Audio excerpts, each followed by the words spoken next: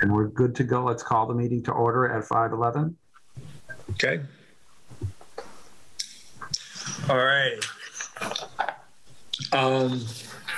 The motion to accept the minutes of May 25th, was that what it was? I believe. I'll second that. Okay. All in favor? Aye. Okay. Motion passes. We don't appear to have any public speak time. And I guess we got motor vehicle abatements. Yep. Want me to read them off? Sure. All right. You've been kind of silent over there, so we'll let you go. 2000. So motor vehicle abatements for the end of the month for 2019 is $1,592. For 2020 is $298.57, and for 2021 is $4,337.48. And then we have motor vehicle recommitments: 2003, $21.15. 2004, $36.25, 2005, $36.25, and 2017, $27.61. And then we have fiscal year 2022, the preliminary real estate CPA and personal property warrants. And real estate is $14,610,756.61. The CPA is $298,318.48. And personal property is $512,722.43. And that's it all. All righty.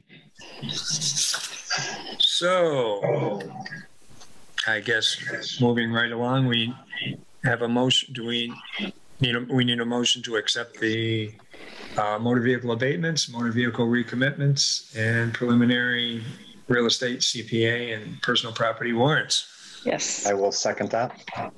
Okay. So, all in favor?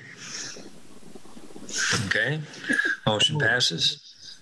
Do we have any other business? Is there anything that's out there?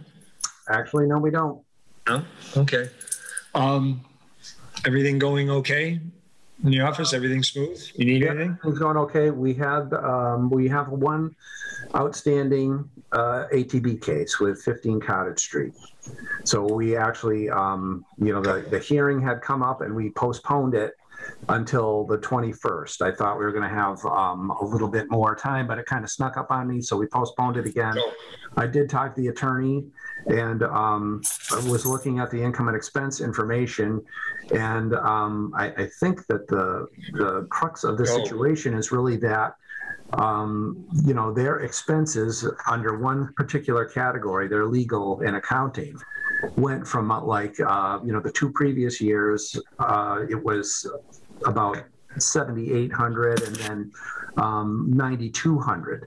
And then it went up to like $120,000. And that's what is throwing everything off when we're looking at things income and expense wise. And I talked to him on the phone and he said, oh yeah, well, we had, a lawsuit. We're in a lawsuit with this contractor that we had gotten to do some work for us that didn't, he didn't follow through. And really, in my opinion, it's like, well, you can't count that. I'll give you 10,000. Yeah.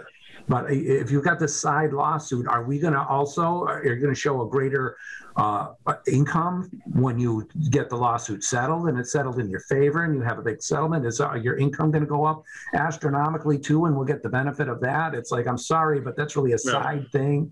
Sorry it happened, but I can't include that as a part of the expense of your regular course of doing business. So I'm going to be talking with Roy Bishop this week from Bishop and Associates, who's assisting us with the defense of that value, and we're going to figure out exactly our strategy. And I think that we might be at an impasse with them. And that, I thought of trying to contact the attorney that's handling it again and say, listen, this is what's going on, and you're going to lose because this is how it works. Although he may not, and you never know with ATB.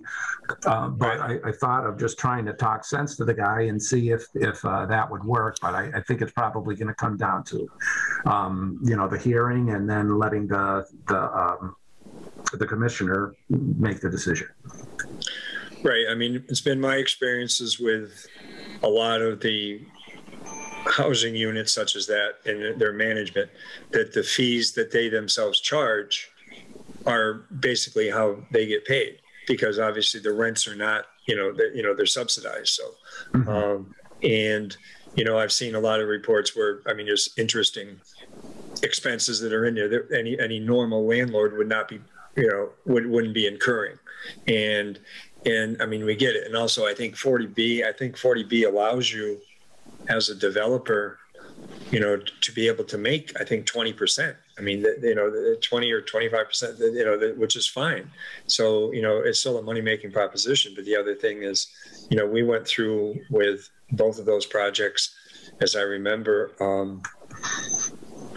before they even started, they were looking at what was going on. And again, I believe that what we did is we tied that one, we tied the one on Parsons Street, and we tied Treehouse all to the same type of, whether it was, a cap rate or, however it was done, because they were all similar, and that they really weren't fair market because you couldn't get in. It was, they were somewhat closed. And we did that so that nobody could say, well, the people across town are like, basically we're using the same factors. Income is going to be different, expenses are going to be a little different, but the same factors are going to be there. So that was why we did that. So okay, well, they seem to be in agreement with the cap rate that we're using. So it's really right. The only flaw in the ointment that I could see is just that this, outrageous expense from legal is what seems to be causing the problem. So and they're asking us to pay for their legal fees. Basically, yeah, and that's sort of the way I intended to kind of contact them and put it, and said, okay, well, really? Yeah. Because if you want to go to ATB, we can, and but this is what's going to happen. I think we've been pretty generous because we did already grant them an abatement of about $800,000 or $900,000 worth of value to get down to where we are, and that's basically when I run the numbers after I had looked at everything, all the expenses, and kind of adjusted things for that. Adjusted out that astronomical legal expense. I could see where this is. I was right in the ballpark of what the value that we settled on and came up with. I was off by maybe like $1,000 or $1,500. So I thought that was pretty accurate, and hopefully we'll be able to present that, to a commissioner and have a ruling in our favor. Right. Is that something that we are going to do? Who's going to? I'm going to try. Well, I'm going to talk to Roy first. Then I'm going to, if he thinks it's worth a shot, I'm going to try and contact the attorney to have a conversation with him and see if we can kind of nip this in the bud. And if not, then, it's going to be up to the commissioner, and I'll tell him exactly, well, this is our case and this is what we're going to say. And I believe that our case is pretty sound, because what you're doing is how exactly did you put it? Is you're having us absorb the expense of your financial venture or risk or it's not a definite thing, and it's not a usual part of your doing business or the running of that complex. So, right, and as I understand it, that legal fees in the course of your business are a deduction. So they're looking for it twice. Yeah, to double dip. That's a good point. Yeah, and that's something else I could possibly bring up. So, right. I mean, there's I think there's that phrase that's called cost of doing business. Mm-hmm. Exactly. So, anyway, so I will keep you posted on that as it. Good. And July 21st is the date, so it's a month away. And is that going to be in person? No, it's probably going to be a Zoom meeting. Okay. But I mean, we will be attending, and was that something Roy will be accompanying you on? Yeah, he'll be accompanying us. If you guys want to be in on it too, I'm sure I could, send you the link. Sure. And yeah, that would be fine. I mean, is there any reason for Mark Tanner to be involved with this? Mark I've been in touch with him, but I basically have told him that I was trying to handle everything, and Yep. he really put into the mix because of Lori's absence. So Right. he has been willing to let me, handle things so far, and we got the other two taken care of. So Good. No, yeah, no. We'll I mean, I keeping him in the I loop. just don't, yeah. I mean, I just figured ATV is, sometimes just, can go any number of ways. But I mean, it sounds like what you've done is what needs to be done. You've done the process, and I think your analytics on it are spot on. So, so anyway, I mean, but keep us involved and let us know what you would need from us, if anything. So. Sounds good. Okay. All righty then. So do I hear a motion to adjourn? I make a motion to adjourn the meeting. I'll second it. Okay.